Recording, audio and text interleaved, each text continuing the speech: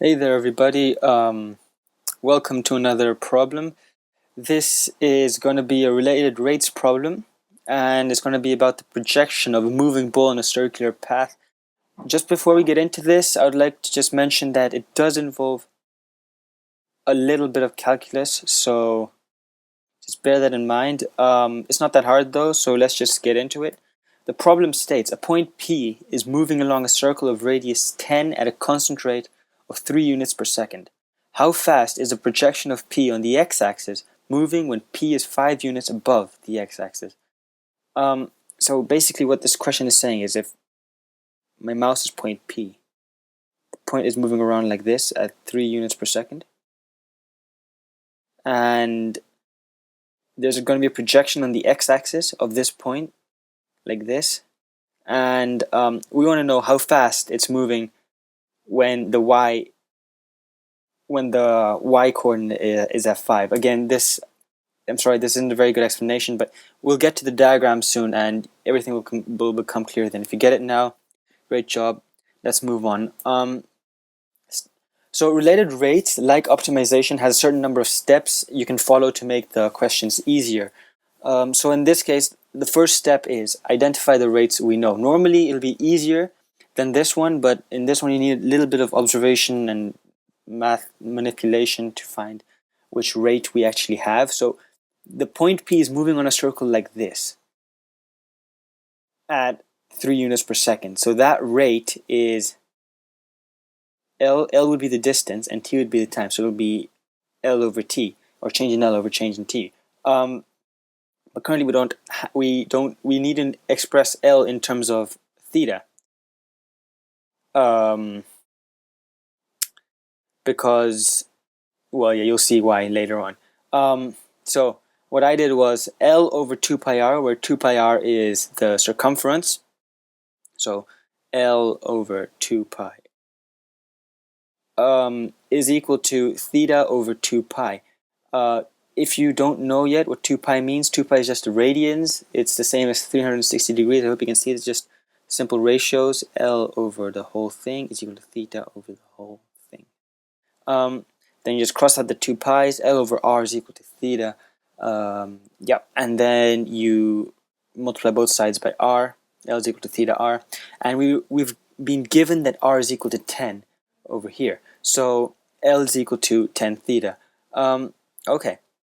And now if we just differentiate it, dl dt, because that's what we're given, is equal to 10 d theta dt is equal to 3 units per second. Now I hope you can see why we had to change it to theta, because if we hadn't, we wouldn't have gotten that r there, which we need to make it easier for ourselves.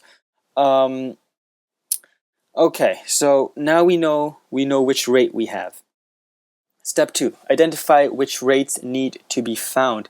We need to find the projection of point P on the x-axis. So that's dx dt, change in x over change in time. So again, it'll be easier to explain when we get to the diagram. Step 3 is draw a diagram.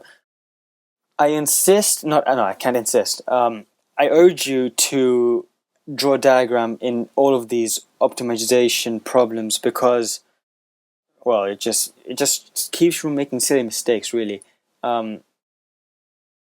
As you do more of these, you will get better at them, but just if you draw a diagram, you'll see things before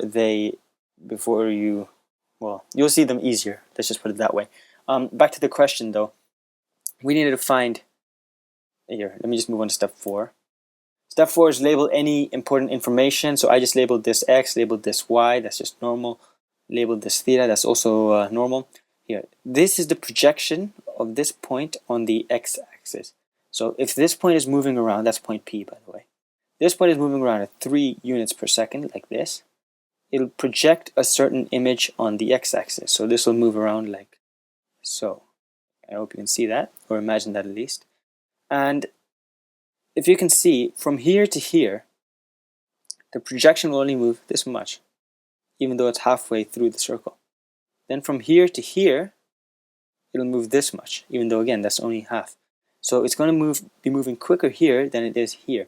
And we want to see how fast this point is moving on the x-axis when y is 5.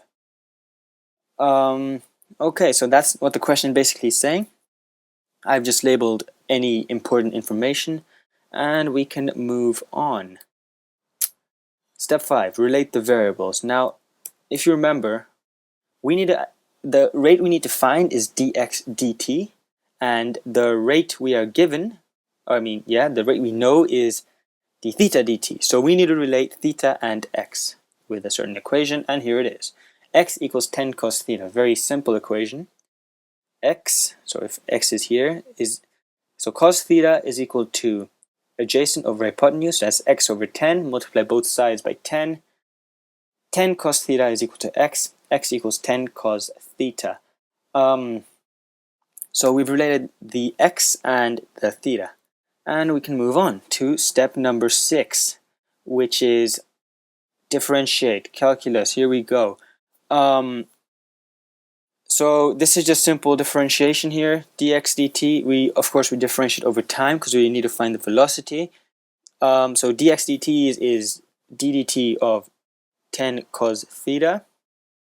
If you differentiate cos theta, that's negative sine theta, so negative 10 sine theta, and you remember you have to use the chain rule.